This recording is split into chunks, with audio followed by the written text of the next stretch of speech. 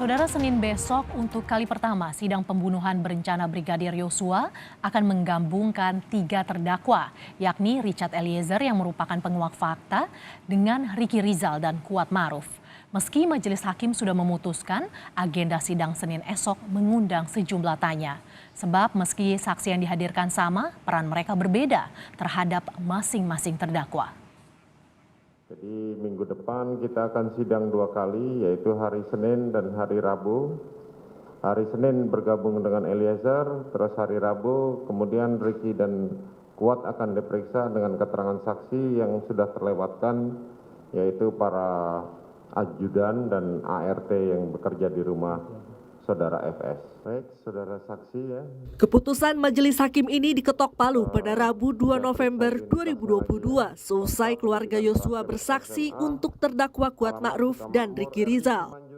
Berbeda dengan sidang-sidang sebelumnya, Senin esok majelis hakim memutuskan menggabung sidang 3 terdakwa sekaligus, yaitu terdakwa Richard Eliezer, Ricky Rizal, dan Kuat Ma'ruf. Namun, rencana ini disoroti Lembaga Perlindungan Saksi dan Korban (LPSK). Menurut LPSK, seharusnya sebagai justice kolaborator, sidang Eliezer digelar terpisah. Tetapi LPSK yakin hakim punya pertimbangan lain dalam menggabungkan sidang. Apakah sebagai bagian dari menguji keterangan Eliezer sebagai penguak fakta atau bukan? Memang sebaiknya dipisah, tetapi kami juga sepenuhnya kan kita nggak bisa mengomentari ya atau ikut campur pada urusan persidangan. Jadi kita serahkan pada majelis hakim. Ya tadi saya sampaikan mungkin ada agenda tersendiri, ada rencana tersendiri majelis hakim untuk mendapatkan atau menguji dari keterangan-keterangan saksi yang ada itu dengan adanya Baradae, Ricky dan Kuat dalam satu pemeriksaan untuk dapat menguji di antara mereka itu mana yang layak dipercaya. Rencana penggabungan terdakwa juga mengundang tanya mantan hakim yang juga pakar hukum pidana, Asep Iwan Iryawan. Sebab, meski saksi yang dihadirkan sama, tetapi peran mereka berbeda terhadap masing-masing terdakwa.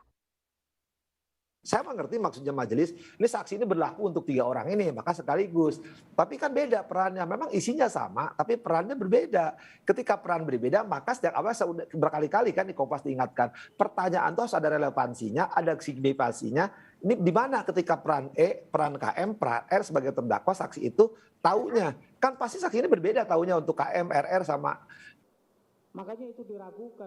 Mantan Hakim MA Gayus Lumbun menilai konfrontasi antar saksi atau terdakwa tidak lazim dilakukan di meja hijau.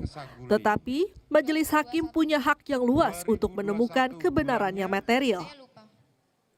Ya, bukan tidak lengkap, tapi hakim ingin mempunyai keyakinan yang penuh, hakim ingin menyaksikan hal-hal yang memang tidak biasa dilakukan di pengadilan pidana, tetapi itu semata-mata untuk menguji kebenaran yang material, yang hakiki, seperti apa sesungguhnya, maka terpaksa dikonfrontir.